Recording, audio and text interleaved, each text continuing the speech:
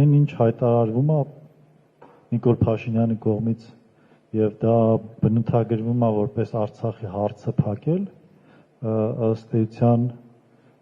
կարելի է անցնել որպես Արցախի ժողովրդի իրավունքների ոտնահարմանը պատրաստ մոտեցում։ Այսինքն գոյություն ունի ինքնորոշման իրավունք եւ այդ մարդիկ իրավունք ունեն, ինչպես Տիկին Կարապետյանցը ասաց, միջազգայինորեն ընդունված կոնվենցիաներով հաստատված իրենց պատմական հայրենիքում իրենց արժանապատիվ կյանքը սեփական արժեքների մշակույթի շրջանակներում կազմակերպելու։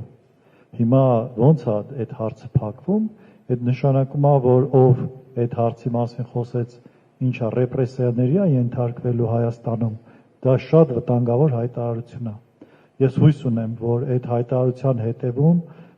ինչպես հաճախ է լինում, չգիտակցված հայտարարություն է եւ դրա հետևում չկա այն, ինչը քաղաքական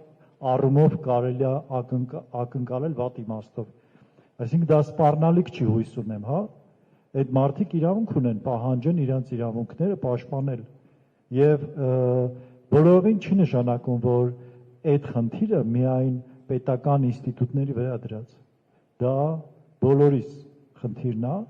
իհարկե խաղաղ ճանապարհով, իհարկե առանց բռնության եւ առանց պատերազմի, բայց այդ մարդկանց իրավունքները պետք է վերականգնվեն։ Շնորհակալություն։